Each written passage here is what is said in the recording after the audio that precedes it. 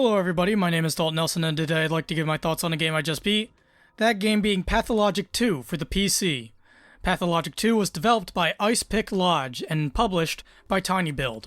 It is a first-person survival RPG. If you watch my Turok 2 and Lisa the Painful revisitings, then you have most likely heard me mention the YouTuber H-Bomber guy. I'm a big fan of his content, and always make time to watch whatever he releases next.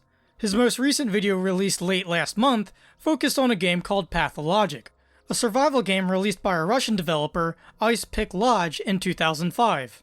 Pathologic is a title that has a strong cult following, with many singing the praises of its harsh, yet systems-driven and contemplative gameplay. In his video on the game, H-Bomber Guy basically labeled the original Pathologic as the greatest game that you probably shouldn't play, but be aware of. However, at the end of the video, he strongly recommended the game's sequel/remake, Pathologic 2, saying that game improved upon everything Pathologic set out to do on every front.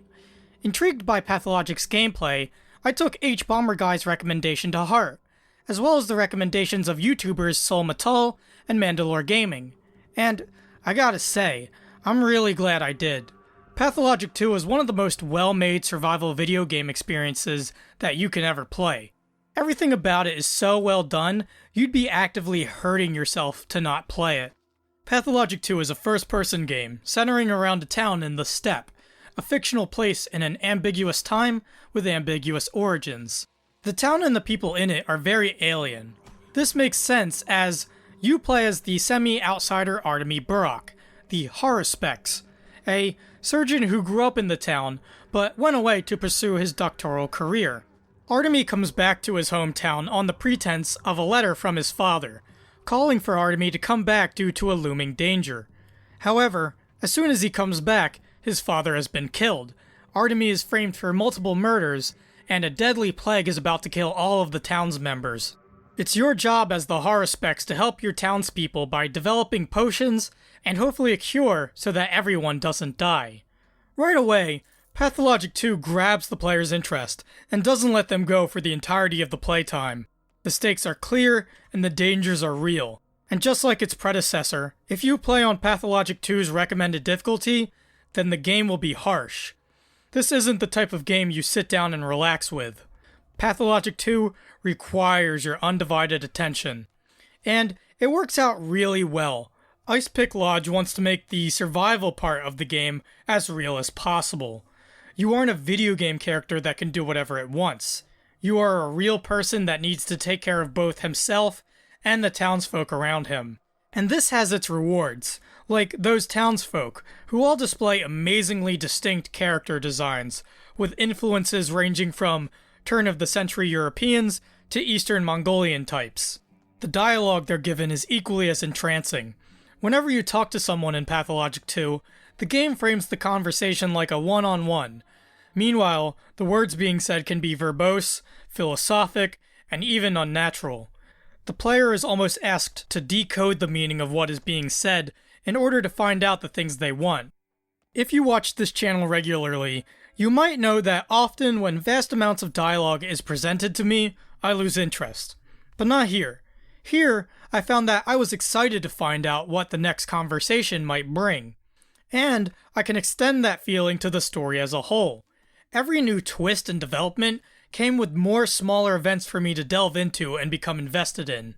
This is helped with the mind map feature in the thoughts menu that condenses all of the major plot threads into bubbles that I can read over if I ever need to know where I am in the narrative.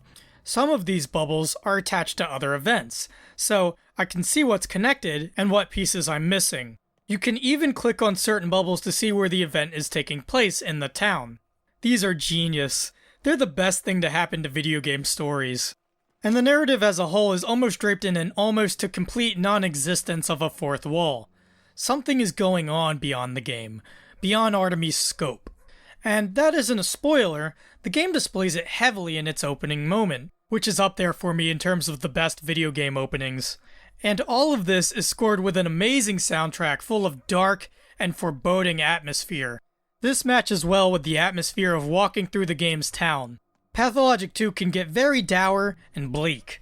This is not a game that wants you to feel happy about what is happening.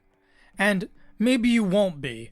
I understand it's a hard sell, but you need to trust me on that Pathologic 2 is worth playing. Because as much as there are those who are willing to say that is not fun, I would strongly disagree. Management. The core of the game is managing things. Lots of things. Let's start with what you need to do to keep your character Artemy alive. Artemy has 5 meters you need to keep track of. Health, which if depleted, you will die. And you do not want to die in Pathologic 2. Dying will result in permanent consequences to your meters and to the town, including shortening how much health you can have. Hunger. Your hunger will grow as the game goes on. Get too hungry and you will start losing health. Hunger is satiated with food, and food is expensive and valuable, so don't take a lack of food in your possession lightly. Exhaustion is another meter that will grow as the game goes on. Too much exhaustion will make you hungry and thirsty. To fight this, you must sleep, but sleep costs time and will also make you hungry, so be careful when it comes to when deciding whether to sleep or to eat some coffee beans to alleviate your exhaustion. Stamina is used when you run or jump. As stamina regenerates, you become thirsty, shortening how much stamina you can use. Become too thirsty, and you start to become exhausted. You can drink water to quench thirst, but with that plague around, water can become scarce. Finally, there is immunity. Immunity stops you from becoming infected by the plague. Hang around in an infected district for too long, or touch infected things, and that immunity will go down. Continue to be reckless, and you will become infected with the plague. And if you're infected, you're as good as dead. Seriously, remember that the goal of the game is to find a cure, which means there is no cure for you for the whole game save for one method, which is rare to come across. So, if you become infected, you should reload a save where you're healthy. Otherwise, you will die within an in-game day. And time is limited. The game takes place across 12 days, each about 2 hours long in real time. Within those days, you have certain events and goals you need to accomplish, which means spending time to take care of yourself can be taken away from what you're supposed to be doing.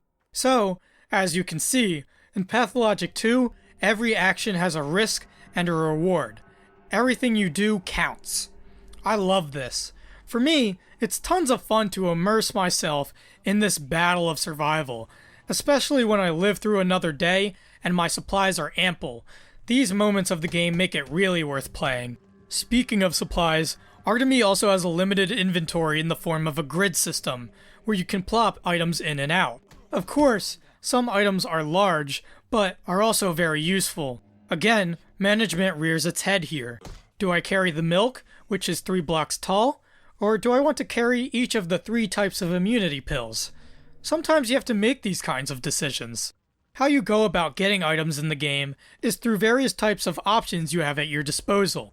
Diving into trash is an essential action, as it can yield empty bottles to put water in, or marbles, nuts, buttons. You can also trade with every townsfolk in the game.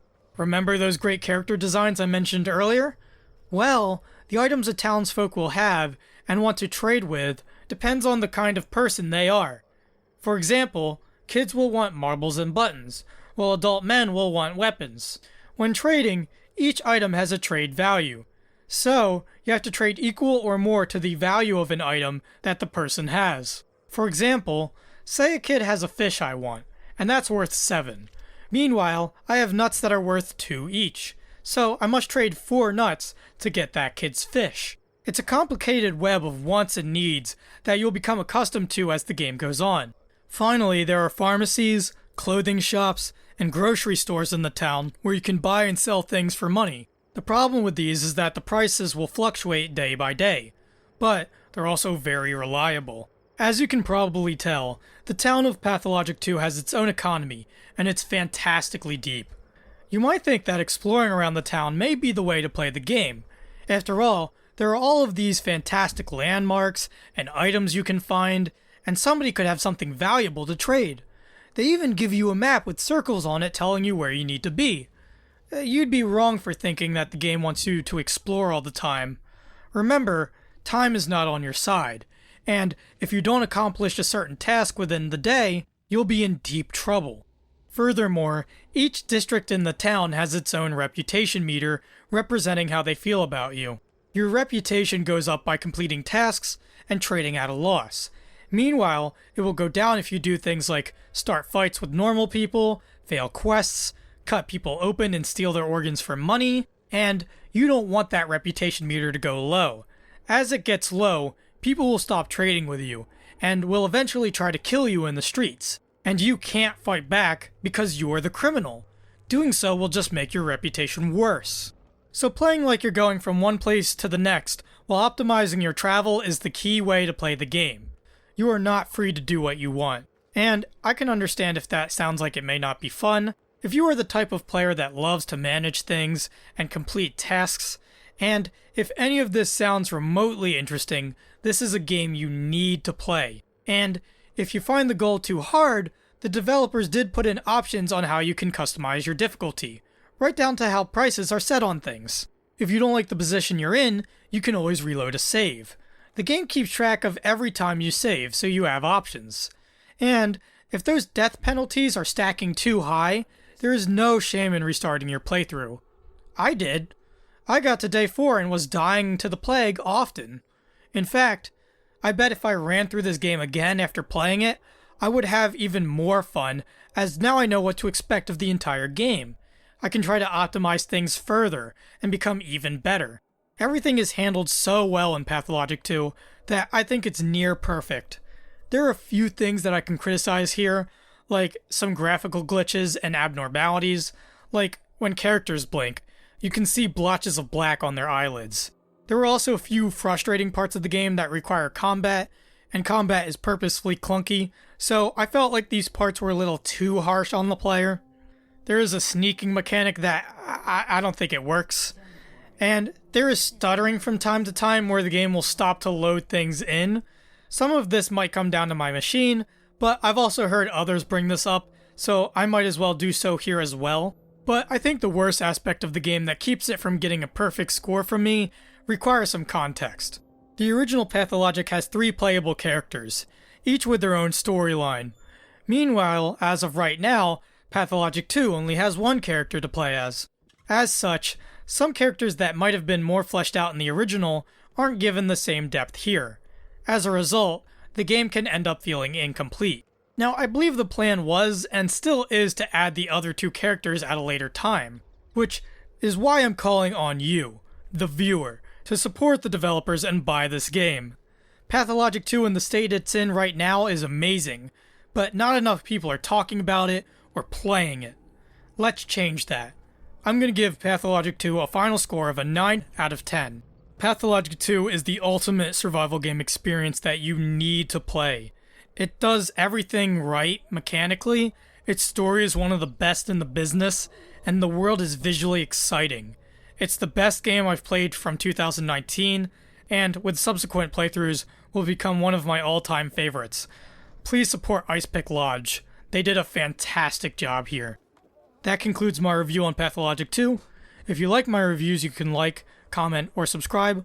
I also have social media links down in the description below, as well as a link to my online portfolio, where you can see video game design works that I have done. I'm also going to start putting my Backloggd profile in the description as well, so you can check out all of my scores at a glance.